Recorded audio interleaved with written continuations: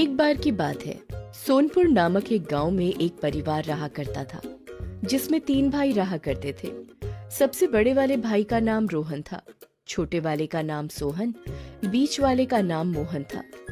तीनों भाई खेती किया करते थे। तीनों भाइयों की शादियां हो चुकी थीं।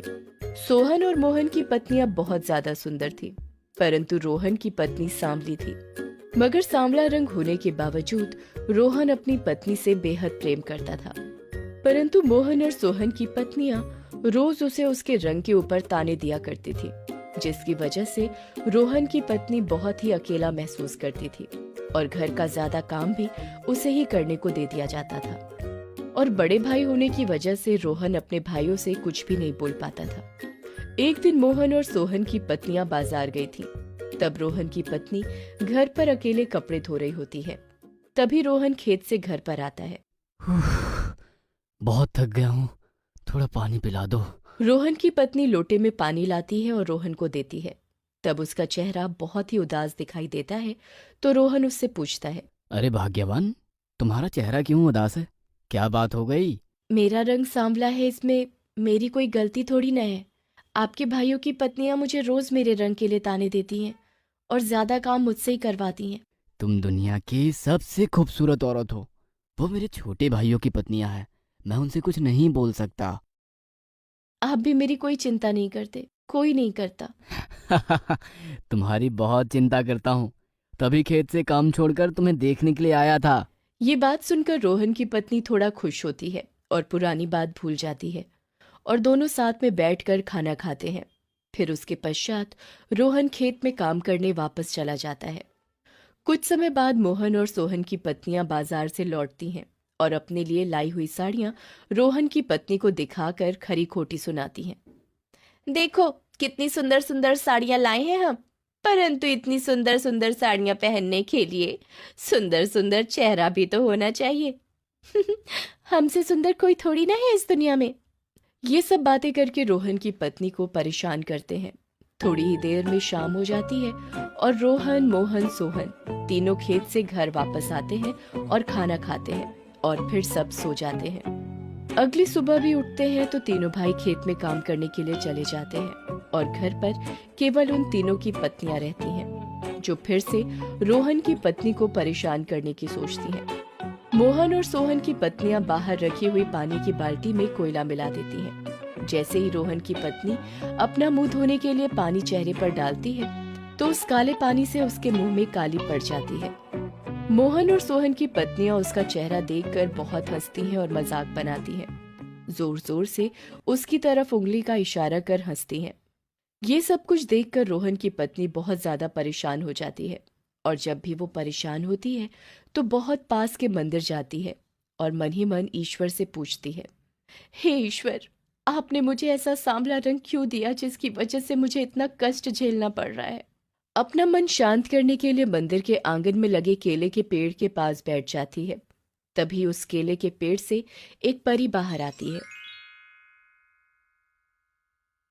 तुम क्यों रो रही हो? जादुई केले के पेड़ की परी को बोलता देख रोहन की पत्नी आश्चर्यचकित रह जाती है। आप बोल सकती हैं, मैं बोल भी सकती हूँ और तुम्हारी परेशानी भी समझ सकती हूँ। मेरे इस सांवले रंग के कारण मेरे घर में मेरी देवरानियां मेरा बहुत ज्यादा मजाक बनाती हैं और मेरा सम्मान नहीं करती। देखो, तुम्हारा रंग जरूर सांवला है, पर तुम्हारा दिल बहुत सुंदर है। मैं तुम्हें वरदान देती हूँ, तुम इस पेड़ में से एक केला खा लो, तुम गोरी और सुंदर हो जाओगी। तथास्तु। इतना कहते ही जादुई केले के पेड़ से चमकीली रोशनी निकलती है और परी अपनी छड़ी घुमाती है। चमकीली रोशनी जैसे ही रोहन की पत्नी पर पड़ती है, वो एक बहुत सुंदर औरत बन जाती है। वो बहुत खुश हो जाती है और परी का धन्यवाद करके घर की तरफ जाती है। घर पहुंचती है तो देखती है कि घर पर कोई भी नहीं है। तभी रोज की भांति रोहन खाना खाने घर आता है। अरे भाग्यवान, कहाँ हो? रोहन की पत्नी तभी वहां पर आ जाती है। रोहन उसका ये सुंदर रूप देखकर बहुत ही ज्यादा प्रसन्न हो जाता है और उससे पूछता है, अरे अरे ये क्या, तुम इतनी सुंदर कैसे हो गई? मैं आज मंदिर गई थी तो वहाँ मुझे एक जादुई केले का पेड़ मिला जिसमें एक परी रहती है। जिसे मैंने अपने सारे दुख बताए और उसने मुझे ये सुंदरता का वरदान दिया। तभी बाजार से मोहन और सोहन की पत्नियां घर में प्रवेश करती हैं और रोहन की पत्नी को इतना सुंदर देखकर वो जलन के मारे पागल हो जाती हैं और कहती हैं, अरे तुम इतनी सुंदर कैसे हो गई? रोहन की पत्नी बहुत ही सच्ची और साफ दिल की थी, तो वो मोहन और सोहन की पत्नियों को सब कुछ सच सच बता देती है, जादुई केले के पेड़ में रहने वाली परी के बारे में। मोहन और सोहन की पत्नियां दोनों बहुत ही ज्यादा जलनखोर और लालची होती हैं, तो वो उसी समय मंदिर के जादुई केले के पेड़ के पास जाती हैं और उससे कहती हैं, हे जादुई पेड़ की परी, हमें भी आप और भी ज्यादा सुंदर बना दो, जिससे हम रोहन की बीवी से भी ज्यादा सुंदर दिखाई दे। जादुई केले के पेड़ की परी ये बात सुनकर समझ चुकी थी कि ये दोनों बहुत ही ज्यादा जलनखोर और चालाक हैं। वो भी उन दोनों को तथास्तु बोलकर वरदान दे देती है और अपनी जादुई छड़ी को घुमाती है। फिर से चमकीली रोशनी इन दोनों पर पड़ती है और वो दोनों सुंदर होने की जगह काली हो जाती है। तब केले के जादुई पेड़ की परी उनसे बोलती है, तुम दोनों बहुत ही ज्यादा लालची हो। तुम दोनों को यहाँ आकर मुझे अपनी बड़ी बहन समान जेठानी को सुंदर बनाने का आभार व्यक्त करना चाहिए था, परंतु तुम दोनों को इतनी जलन हो रही है कि तुम दोनों उससे भी ज्यादा सुंदर बनना चाहते हो, परंतु अब तुम दोनों सांवरी हो गई हो। अब तुम्हें पता चलेगा कि वो औरत कितना दुख झेलती होगी अपने इस रंग की वजह से।